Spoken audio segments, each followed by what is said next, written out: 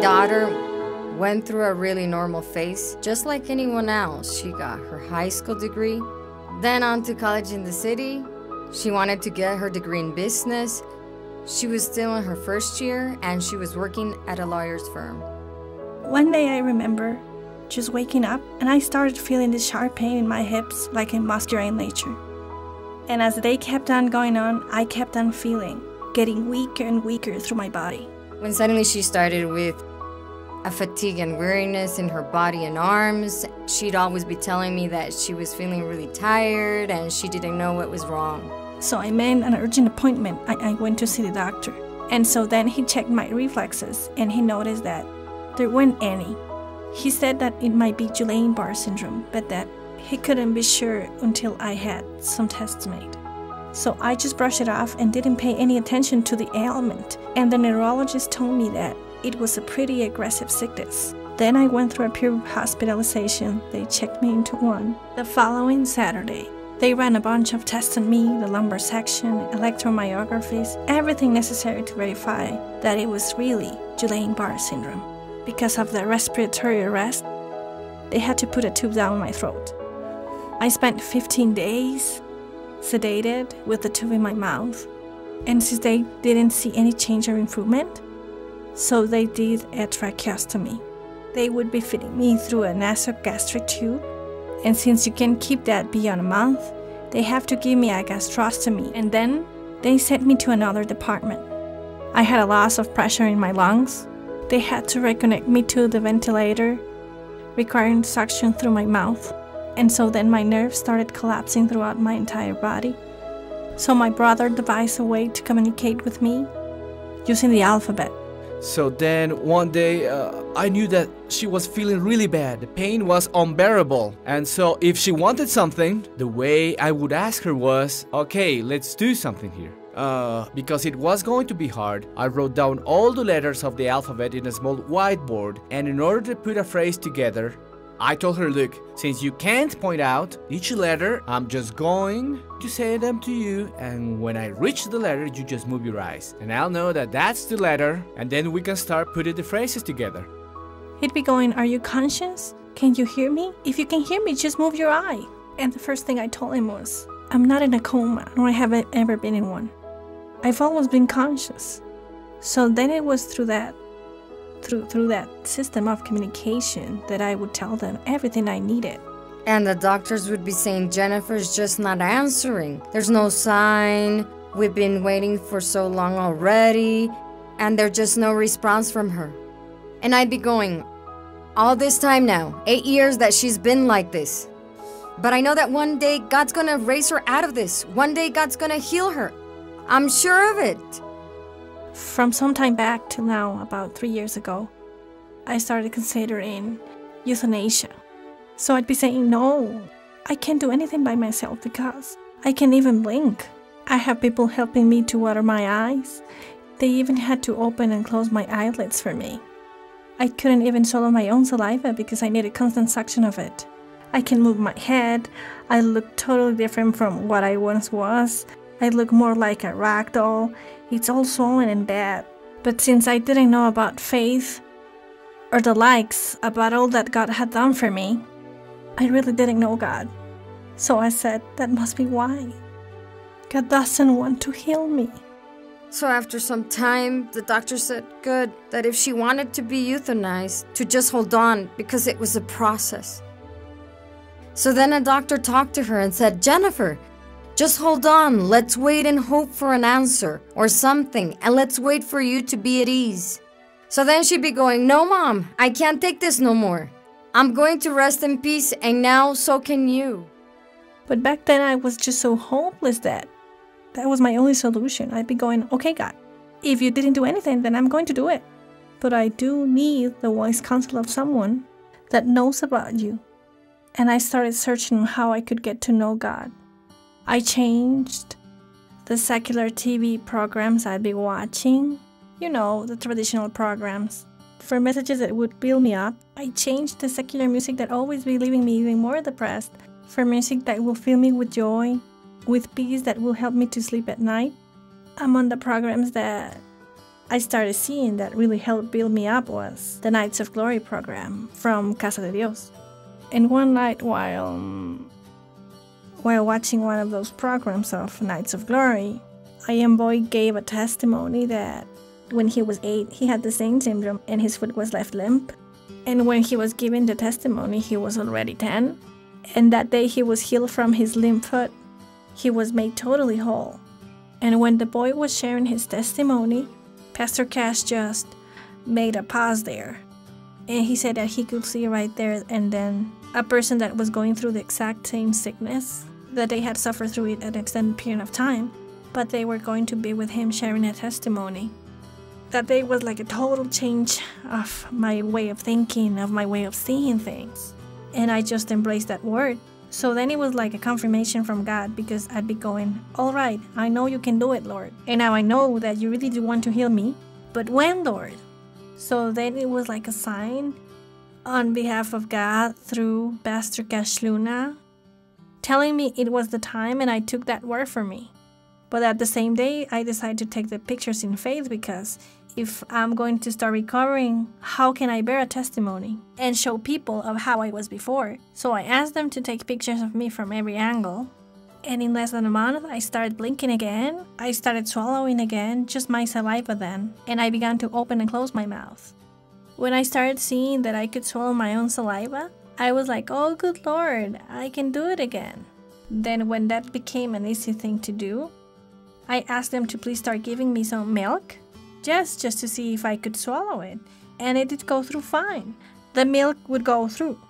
Then they gave me some mashed potatoes, and while I was swallowing it, I couldn't stop weeping.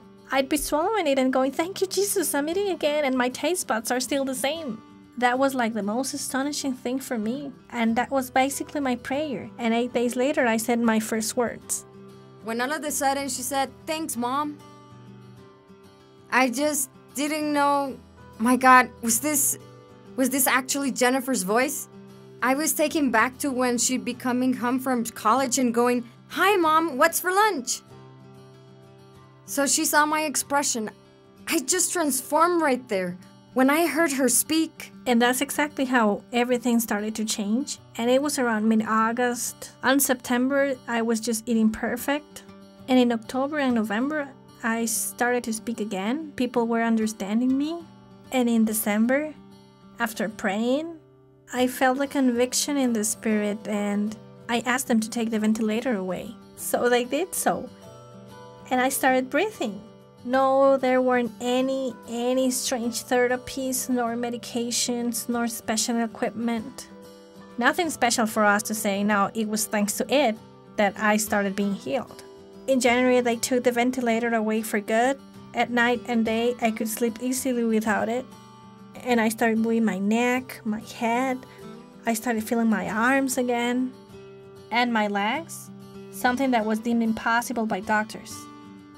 And when I found out that Pastor Cash was going to be here, I said, God, perfect. But I've still got this tracheostomy, so I can't go.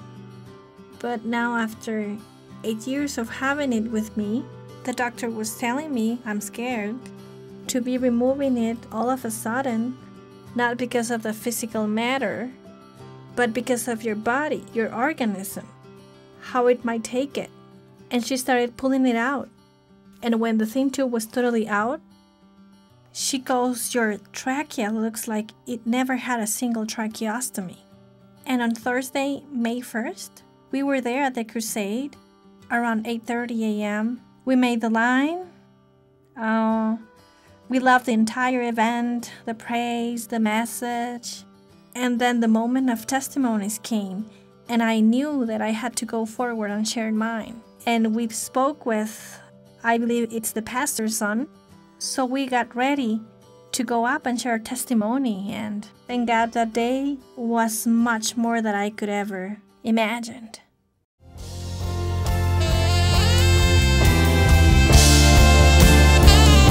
Yes, sir.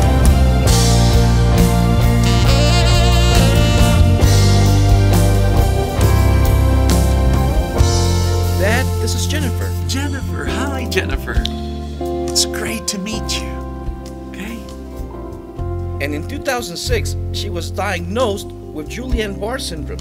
Okay. Yes. And Throughout the last 7 years, she's been like this. Lord.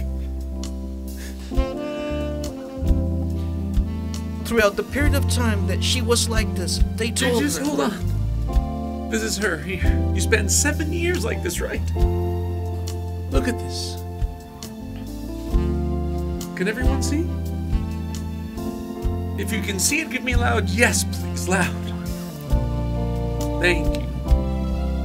At that time, they even told her that she was a candidate for euthanasia. Here, sorry. This is her hearing. Lord, a candidate for euthanasia.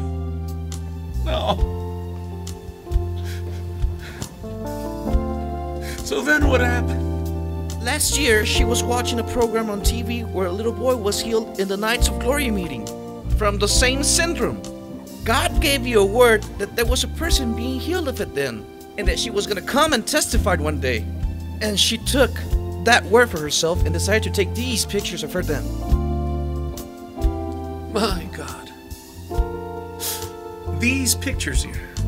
Dad, to mark the day that she had received that word. So this was the day that she got her word of healing. I want you to look closely at this wonderful day, please. She took them She in took faith. them in faith. Her mother. But hold on. So you also had what? Oh. So you had this tracheotomy also at the same time? Huh? Oh. And then? So then she took a hold of that word and she started to see improvements. Huh? After telling her she was a candidate for euthanasia, she started to move a bit. She started to blink her eye. If you can see, she couldn't even move her hand before, but now she can wiggle her fingers, she can move her feet. And she got out from that bed, and she's in a wheelchair right now, but she's believing for her complete miracle. Can you move your hand like this? Like this? And you couldn't do that before? Not at all. Totally paralyzed from head to toe. I couldn't even blink nor breathe. You couldn't blink before? No, sir. I had ulcers in my eyes. What? Ulcers. Because I couldn't blink, they be saying I was blind. And they... Excuse me? In order to communicate with you, Pastor, through the internet. What do you mean with me through the internet? To log on. To be able to see your messages through the TV and the internet.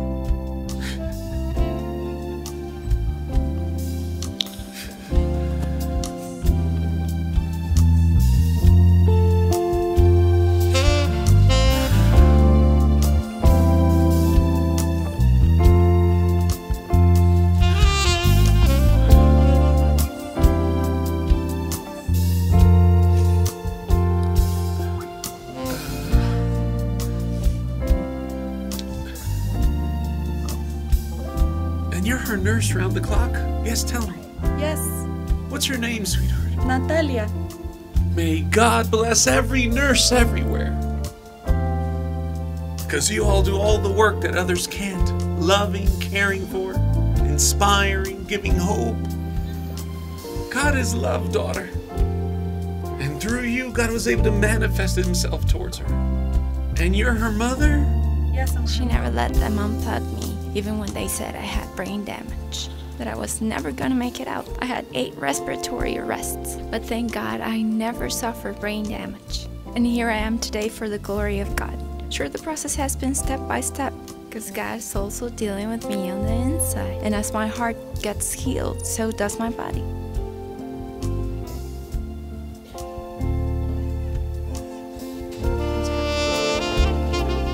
Look, this is where they said that you were brain dead, right?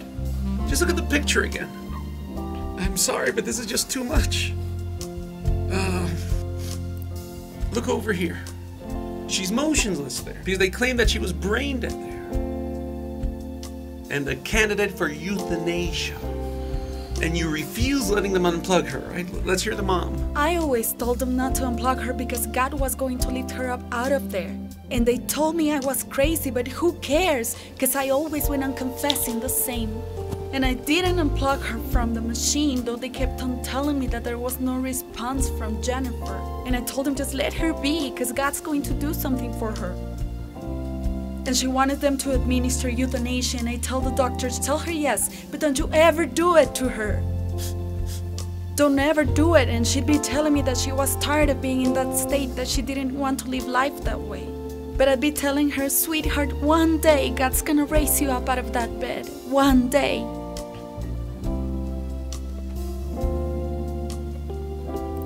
And through a TV program. She'd be always tuning into your programs, Pastor.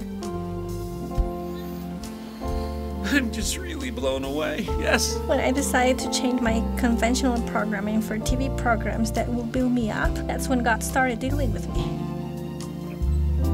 Music that will build me up instead of secular music that leaves you even more depressed. That's when God starts working and flowing. If you just have a willing heart, He'll take care of the rest. It's that simple. Nothing is impossible for Him. But you're red all over.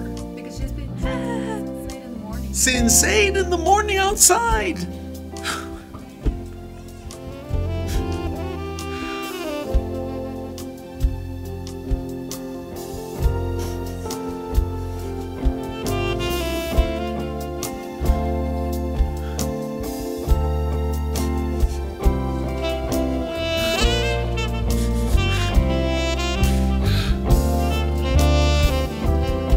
This is why we have these nights of glory.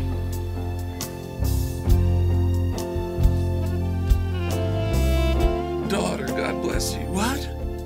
Excuse me, what? No, I couldn't hold. I couldn't keep my head up at all. Oh, hold on. You couldn't hold your back straight up like this? And now you don't even have a backrest? Straighten your back. Whoa!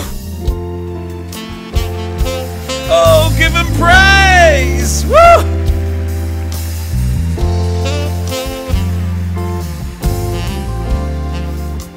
Are you happy? Totally, of course, indescribably. When did they take off the tracheotomy? On April 23rd. Oh, just a week ago. In other words, when we set this up. Are you happy? Really happy. I was a little bit afraid of coming, and I was telling God about my tracheotomy. How am I gonna breathe there? And I went to have a fibro test made. And the doctor goes, you've got your windpipe like as if it had never had anything. As if you never had a tracheotomy. So he took it off, just like that. Look at how she moves her arms. Look at that. Oh, Lord.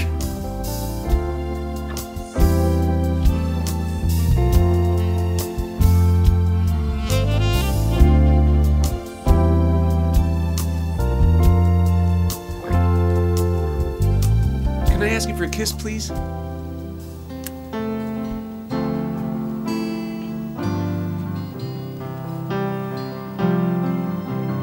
God bless you. So today, now, I'm more excited, more motivated, more thrilled than ever because I've gotten back the daughter God had given me.